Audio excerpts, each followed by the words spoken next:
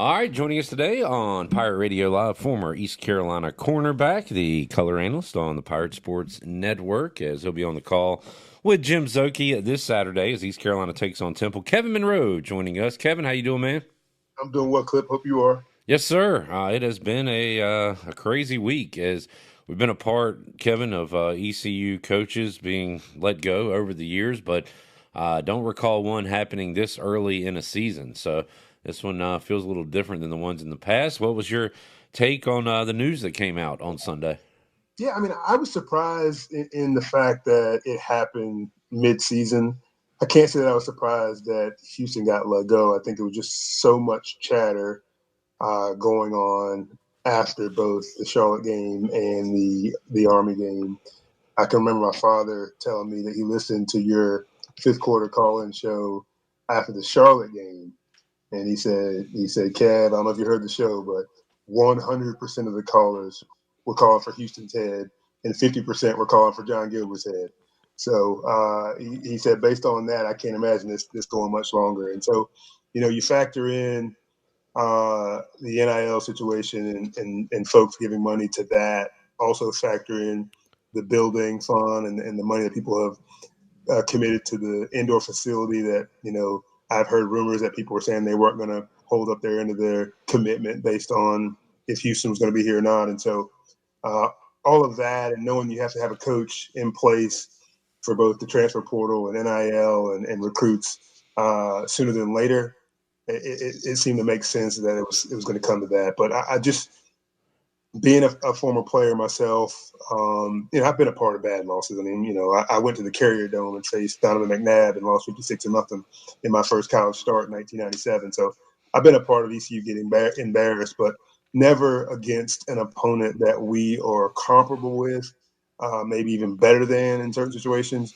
And so for back-to-back weeks to be embarrassed by teams that we should be competing with, the writing was on the wall.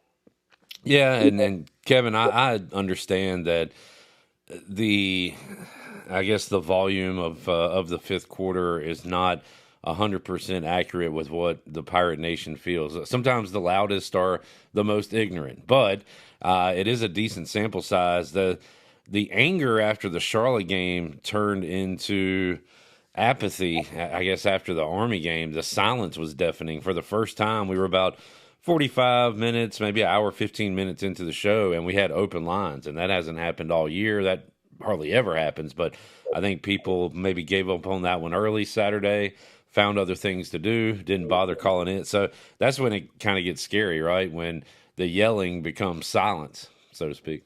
That's exactly right. When someone just could care less about what happens with ECU football, that's when there's a problem. And I think most people are getting to that point. As a former player, it's hard to watch them struggle. So sometimes I'll turn away for a few minutes and then turn back, hoping that things have changed. But just to watch it all the way through, when it seems like nothing is changing, the defense can't stop the run and the offense is going 3-and-out every play, every series. It gets frustrating. And so you want to see when you see other coaches make all the adjustments, you want to know that our coaches are doing the same thing. And I know they're trying hard, they're coaching hard. We've had some injuries and things like that, but so is everyone else. And so you just want the team that shows up on the field to play better than what they were playing. Kevin, we'll get back to the coaching thing in a moment, but on that game, I said Saturday that, that game's over at halftime, probably over midway through the second quarter. So what happened in the second half, it didn't really matter much to me. What did matter was Caden Hauser hitting some targets, getting some confidence, probably getting in a rhythm that we talked to John David Baker about it yesterday, that hopefully that can carry over maybe into practice this week into the Temple game. So, let's talk some positives here. How about the second half with the passing game that we saw? That's a great point. I remember texting Andrew Bays during the game. Obviously, he was doing the game at Army, and I was at home. And I texted him during the game. I was like, "Listen, this is first half." I was like, "Listen, if Caden Hauser can't hit open receivers, then I'd much rather just have Garcia go out there and throw interceptions sometimes, but make the right throws most of the time." And so I was getting really frustrated with the overthrows and just not hitting guys. But I agree with you. In the second half, he was much better. So maybe we'll strike it up the nerves in his first start at East Carolina. It just seemed like the ball was sailing on him a lot, and he was missing guys. And with the second half, he looked really, really good, hitting a lot more of his receivers, making the right reads, making the right throws, and driving the ball downfield. So I do have some excitement about Caton coming into this weekend. So yeah, that was definitely a benefit of watching the back half of that football game, is to possibly see your future quarterback. He's only a sophomore, so your future quarterback kind of coming into his own. Defensively, Kevin, rough couple of weeks for Blake Harrell. It's funny because I talked to folks, a couple weeks ago. Before the Charlotte game, we'd have been kind of excited that, hey, if you get rid of Mike Houston, we got Blake Harrell here. This guy's killing it on his side of the ball. Now, the last 2 weeks, we're like, oh, man, we can't do anything right. But sounds like the guys love Blake Harrell, 100% approval rating with the team. Kevin, you've seen it in sports where you kind of get this interim coach boost. They rally around the guy and come out with a good performance. So, how about him being named interim? And do you think we kind of see a rally around Coach Harrell type of game coming up on Saturday? So I thought the Army game was tough because after having the players only meeting, everybody's like, do your part. We got this, blah, blah, blah. But you can only take that rah-rah stuff so far until you have to go out and play assignment football against the triple option, Right. And so that was a tough one to come off of a bad performance defensively, giving up 400 yards rushing or whatever they gave up against Charlotte. So I think this one is more telling. This will be more of a standard offense from Temple, and so I expect this defense to play better just in the fact that they can just cut it loose, pin their ears back, plug holes, get after the quarterback, get after the running backs, and not have to worry about so much trickery and fakes and things like that. So I definitely expect the defense to play better. I am concerned. That they've given up so many rushing yards in 2 games. That's not a Blake Harrell type defense. I mean, we've played against option teams since he's been here, and we played better. Yeah. So it seems like there's a lot of correlation between Savone Revel going down and this defense starting to play bad. I don't know why. Obviously he's just one player out there at the corner, but it allowed them to do a lot more things defensively, and they haven't fixed it yet. And so I am definitely excited about Blake Harrell. I like him. I think he's a good coach, but he is trending downward defensively. And it's the wrong time for that to be happening. So hopefully they step up against Temple and get back to being the good defense they've been, since he's been here. Kevin Monroe joining us. Kevin, usually when there's a coach firing, a team is 0-6 or 1-5, whatever. Season's about over. This one's different. I know going into the year, if we told fans, hey, the Pirates are going to be 6-6, that would not have fired up a lot of people. But you end this season with 3 or 4 wins, you get to 6 or 7 wins. People will be happy with the way it turned out. And as Blake Harrell and John David Baker said, that they are really pushing this narrative that at this point it's all about the players. We want to get Elijah Morris, Deontay Johnson. We want to get these seniors to a bowl game and kind of go out on a high note with their ECU career. Just kind of unique that in one regard, all right, it's over. The Mike Houston era is over, but there's still something to play for this season, and you don't always get that with the coach firing. Yeah, there's no doubt. I mean, coming into this season, a lot of people talked about the schedule and how they were so disappointed and how bad the schedule was. And I wasn't one of those guys. I was like, this is a schedule where we can win 8, 9 games, and get back to where East Carolina football should be to propel us into the next year. Maybe that convinces a couple transfer guys to come in at some key positions, and then we can just take off from there. And so to be 3-4, is very disappointing because this is not a schedule that you should be 3-4 on. And so, yeah, I look at this as a situation where I understand why he's fired because the schedule is so weak and we've played poorly against teams that aren't very good.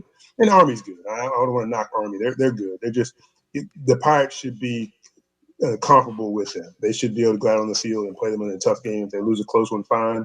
First ever loss to Army, Kevin. They were 8-0 before that game. And so, yeah, that something had to be done in that scenario. So I get it. We weren't 0-6. We weren't had 1 win, but we were definitely underperforming. Yeah. Kevin Monroe joining us. All right, Kevin, let's break out the Kevin Monroe coaching big board. Who are your candidates? Who do you like? Who do you got? Everybody's throwing out names. You got any for us? Well, you've heard the names that I'm going to say, but I'm definitely biased towards the two guys that I was teammates of, and that's Dwayne Lefford and Terrell Williams, both now coaching in the NFL. Both have been doing it for a long time. Terrell kind of went to the NFL pretty early, so doesn't have a whole lot of college experience. But of course, Lefford has been at NC State and App State and different places in Louisville, I think. So he's got that recruiting past. He's got the coordinator past. And he's just a salt of the earth kind of guy. And I think that you want somebody that's passionate about East Carolina, and he's going to be that guy. He's going to be somebody that's passionate about the Pirates. And I'm not saying the person that's got to come here has got to want to stay forever like Logan would have or like Ruffin would have. I understand people being ambitious and want to go to the next job, but I want somebody that's going to come here and not just make themselves look better, but make the program, rebuild it. Make the program be in great shape, have a great foundation before they leave. And you got to care about a place to be willing to do that. And so those would be the names that I would throw out. I've heard the other names, and I'm not partial necessarily to anybody outside of those two. I will say for all the people that are pushing Joe Sloan and Garrett Riley, they're probably great candidates. Just remember, being a great coordinator doesn't make you a great head coach. I mean, look what happened with Scotty Montgomery. He was a great coordinator, great offensive mind. It didn't translate into being a good head coach. And I still think he's a good coach. He just was a head coach too soon. Maybe he'll be a good head coach down the line. So, who knows what those guys will be as head coaches one day. But just because they're at big name schools doesn't mean they come here and be good head coaches. Yeah, and the world changes, Kevin. And listening to John Gilbert, I'm sure he wants a great X's and O's guy and a rah rah guy, but he brought up understanding the NIL and how to use that in today's college football world. He brought that up several times in his press conference on Sunday. So it's almost like, hey, add a new prerequisite, so to speak, to this coaching search. We're going to need you to understand NIL and how we can, what do we have here at East Carolina? How can you best use it? How can we get more money? It almost sounds like he wants a fundraiser along with a football coach. You know what, though? Does anybody really understand it? I mean, we're only a few years into it. Yeah. Based on that argument, he wouldn't hire Dabo Swinney, right? Because he doesn't understand it. He doesn't deal with it. He's underpaying players left and right, and he won't take transfers. So, who does understand it? Yeah, that's a good point. Kevin, we'll talk a little NFL before we let you go. I'm once again living the nightmare of an awesome Heisman Trophy winner being injured as Jaden Daniels. Looking at the line, it looks like he's not going to play. I think Washington said they'll make a decision on Friday. I guess the good news last week, Kevin, we played the Panthers, and my goodness, they are bad. Could David Tepper really go 4 coaches in 4 years? Because, I mean, if they could beat like they did Sunday every week, you have to almost. I don't know, man. I mean, it was obviously it's your team, so you watched the game. I mean, Andy Dalton just throwing the ball right to defensive linemen and stuff. I mean, it's bad out there in Carolina. I don't know what's going on. I hated that Jaden Daniels got a little banged up. They're just ribs. He'll be back. But he's playing his butt off, man. It's got to be fun to be a Commanders fan right now. I'm lucky enough to have caught the 49ers at maybe the worst point in the season for them. I mean, literally everybody on their roster that's any good is banged up or sick. So even if they play, I don't know what level they'll be playing at. And the only game the Cowboys have won have been on the road, and this was on the road. So maybe we get luck up and go in there and beat them. But who knows? It's been a tough year. No doubt, Kevin. I like you football guys saying it's just ribs. What injuries did you suffer during your playing career? What's on your resume? I never missed a game in my 5 years at ECU, but I did before my junior year. I broke my hand. I broke my thumb in like the last preseason scrimmage. And back then, man, I was starting too. You didn't miss games, so they slapped a cast on it. Padded that cast up, and I got my first ever interception with a padded hand. So you just went out and played. That was the only real injury I had in my 5 years. Nice. Kevin, good stuff, man. Always enjoy chatting with you. Have a great call coming up on Saturday, homecoming. So you guys already had a bit of a homecoming with the 99 team, but be a lot of Pirates in town. Our buddy Touchdown, Tony Collins, will be joining us in studio Friday on the show. Always great to see TC, but a lot of great Pirates hopefully will be in town this weekend. Yeah, I'm looking forward to it. Some guys definitely said they were coming down. It's just always good to see folks and more than just the 99 crowd. So, yeah, I'm looking forward to it, man. I really am. Appreciate it, Kevin. Have a good one, man. Appreciate it, Clip.